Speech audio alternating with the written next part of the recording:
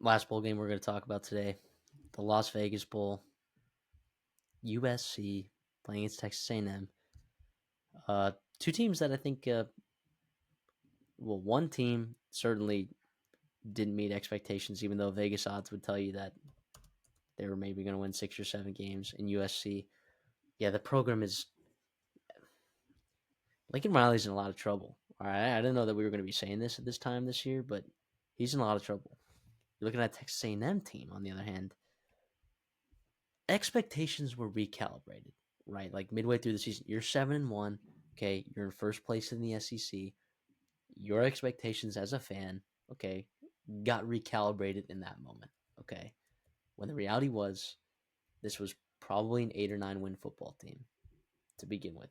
It hurts the way that you lost because if you won any of those last 3 SEC games, you would be playing in the SEC championship in a rematch against Texas. Fortunately, that did not happen. But yeah, A&M really key opt outs that you're looking for in this one are just on the defensive side of the football. That'll be Nick Gordon, Shamar Turner, and Shamar Stewart. And it gives you an opportunity to really look at some of these young guys that you have and see what you have for next year, especially on the interior at 3 tech, right? You like what you have it up with Albert Regis there at 1 tech. What do you have at 3 tech, right? What do you have on the edge with Rylan Kennedy? I happen to believe that Rylan Kennedy's pretty good. Okay, but and then I guess on the other side, like, yeah, it's a little bit messy on the USC side. This line's 3.5, by the way, in favor of A&M, and maybe a little bit biased to me, but I'm not sure that it's enough. I'm with you here too. I really don't. I'm curious to see USC's defense, right? Because Yes, yes, I I think a lot's made of the wide receiver position and Miller Moss going, Mason Murphy going off to Auburn, right tackle, and what's going to happen there on the offensive side of the ball. Who's going to play quarterback next year for USC? Sure, like what? I'll trust Lincoln Riley to figure that out going into 2025. I want to see that defense, right? Continue to, I think, play okay, right? Honestly, the metrically or statistically, they're not great, but I think eye test tells you this defense got better from last year, right? And that was the goal, one of the goals, right? Obviously, it didn't lead to more wins, whatever.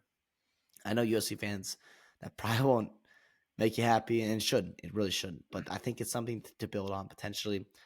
You've got both your safeties playing, Achille Arnold, Ramsey, Kamar Ramsey. I think Ramsey's coming back next year, which is awesome for you. You've also got the nickel back, Greedy Vance playing against a wide receiver core, and I think a quarterback for Texas A&M, right, that gonna miss some of his guys. And we've seen him potentially struggle at spots there when he needs to make plays with his arm.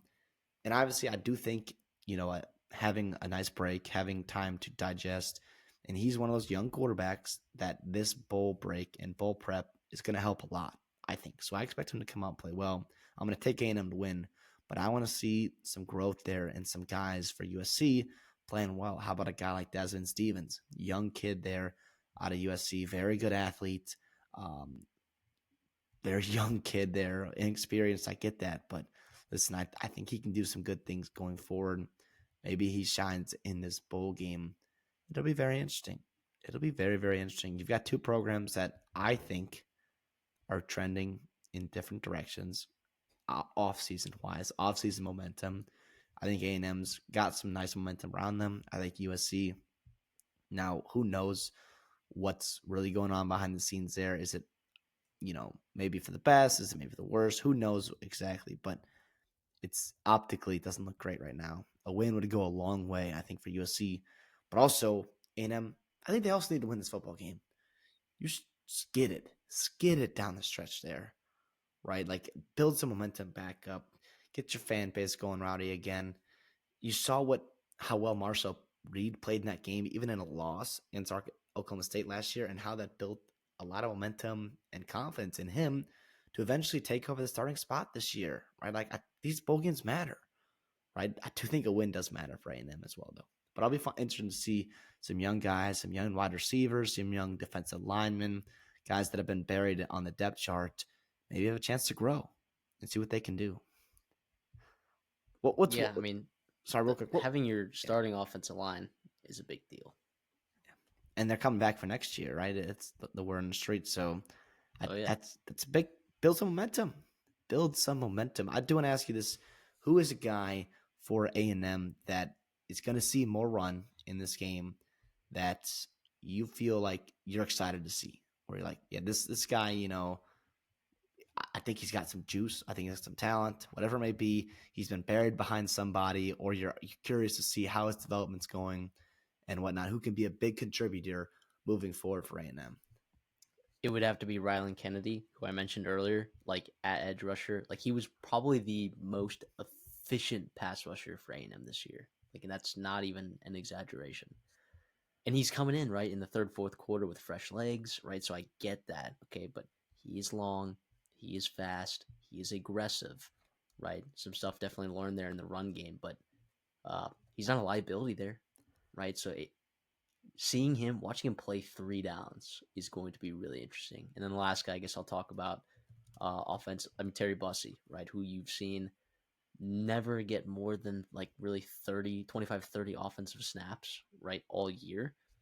So it'll be interesting to see like what they want him to do, right, moving forward. Because that DB room is pretty loaded and it's young, right? So, and you're bringing in a lot of portal receivers. Like, what is Terry Bussey's role going to be for this team moving forward? And I really don't think they have an answer for it yet. And I think they want to find out more in this game, right? Every game's a data point for him, right? And I'm not, truthfully, I'm not ready to sell out on him being an elite player, right? Like, what does he do well, right? Is he an elite route runner? No, not yet, right? He's still working on that.